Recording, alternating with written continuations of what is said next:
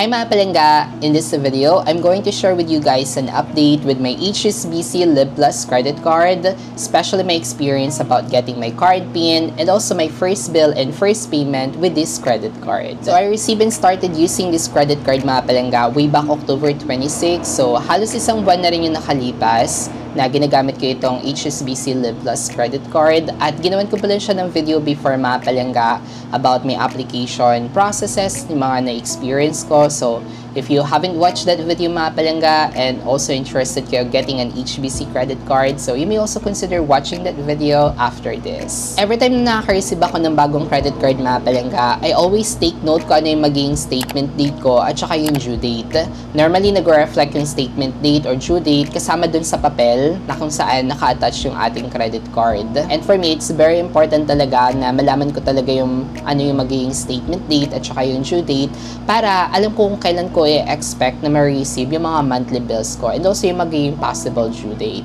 However, dito kay HSBC mga palangga, when I received this card, hindi nag-reflect dun sa letter kung ano nga ba yung magiging statement date ko at saka yung possible due date. Yung nag-reflect lang dun sa letter is yung credit limit nitong credit card na ito and also the expiry date. So what I did mga palangga is tumawag pa ako ng customer service nila para malaman ko kung ano nga ba yung magiging statement date ko. So kung gusto niyo din malaman mga palangga kung ano yung magiging statement date nyo, so kailangan natin siyang i-reach out sa kanilang customer service or pwede naman nating antayin yung bill na ma-receive natin sa kanila. Yung nga lang, hindi natin alam kailan nga ba natin ma-expect to receive our bill if wala tayong idea kung kailan nga ba yung ating magiging statement date. So tumawag ako sa customer service nila and they're able to disclose naman kung ano nga ba yung magiging statement date ko.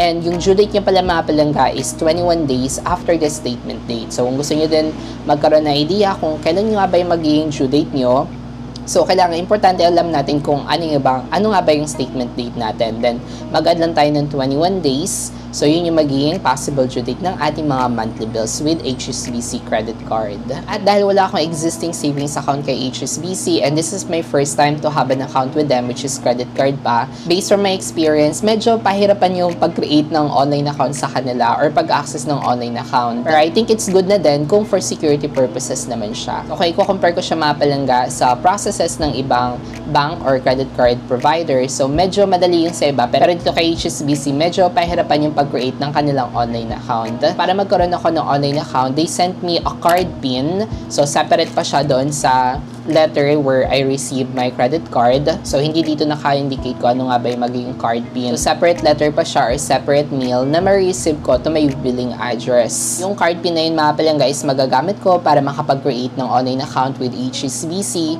and also for cash advance purposes na rin siya. So, in case na iti-take advantage ko yung cash advance, so pwede ko na magamit yung card PIN na yun to withdraw money from any ATMs to take advantage the cash advance with this credit card. So, sabi ng customer service na nakausap ko, normally yung delivery ng card PIN can take up to 10 business days daw. So, hindi kasama yung Saturday and Sunday. So, weekdays lang siya. And also, not included yung holiday. Pero, hindi naman necessary yung card PIN para hindi natin magamit yung ating credit card. When I received and activated this credit card mga palangga, on the same day, I was able to use my credit card naman for purchases. Kasi yung card PIN talaga is for cash advance purposes lang talaga siya and also for online account access. So, I waited for 10 business days mga palangga and then after 10 business days, unfortunately, wala akong na-receive na card PIN from HSBC. So, ginawa ko, tumawag ako sa customer service nila para mag-follow up. At since sabi nila sa akin na more than the expected waiting time na daw siya, so meron akong two options. Kailangan ko daw kumuha pa ulit ng panibagong PIN. So, for the first option, pwede daw nila mag-resend ulit ng panibagong PIN sa address ko. However, it would take another 10 business days. And then, for the second option naman is pwede ko daw i-request na i-send na lang siya sa nearest HSBC branch sa location ko, tapos i-pick up ko na lang daw and it will also take 5 business days lang daw. So, that time mga palangga naisip ko na baka may problem lang sa courier pero para maging mapadali yung process, so I decided to proceed with option number 2. So, i-send na lang ni HSBC yung card PIN ko doon sa nearest HSBC branch sa location ko and ipipick up ko na lang siya after 5 business days. So, I waited for 5 business days mga palangga. And then, tinawagan ko muna yung branch ng HSBC sa location ko para ma-double check ko talaga kung na-receive na ba nila, para pagpunta ko doon is sure na ako na nandun na, kasi baka mamaya hindi pa pala nila na-receive. So, sayang naman yung pagpunta ko. So, tinawagan ko muna sila. Unfortunately, hindi sila sumasagot. So, ang ginawa ko, tumawag ulit ako ng customer service, and very helpful naman tong customer service nila kasi nga, nag-reach out pa sila mismo dun sa HSBC branch to confirm kung ready for pickup na ba yung card pin ko. And they're able to confirm naman na ready for pickup na daw after 5 business days. So, after confirming mga palanggan na ready for pickup na yung card pin ko, so I visited the branch and I was able to claim my card pin. So, ganito yung tsura niya mga palangga. Tiyakpan ko lang yung details kasi nandito yung mailing information ko. So, ganito lang siya kaliit. Ganyan. So, iniisip ko nga na baka yun yung reason kung bakit nahihirapan yung mga courier. Kasi ang late niya lang. Hindi siya ganun katulad sa mga regular mailing paper talaga. Pero ganito lang sura niya.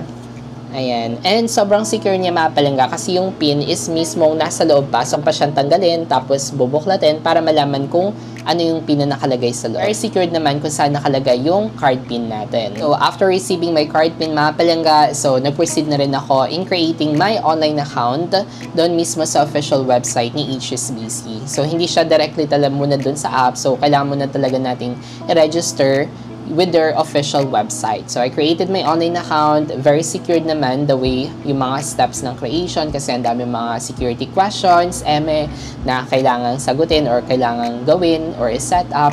So, for me, very secured naman siya. And then, after creating my online account dun sa website, I also downloaded the HSBC app. So, yun, na-access ko naman yung HSBC app ko. And then, I was able to see all my transactions with my HSBC Live Plus credit card. Honestly, hindi ko masyado bet yung dashboard ng kanilang mobile banking. Unlike with the other credit card like my Union Bank, ang daming options na pwede kong gawin with my credit card. Pero kay HSBC, parang sobrang limited niya lang yung mga information doon or yung mga controls. Pero the good thing naman is nag-reflect naman lahat ng mga transactions ko.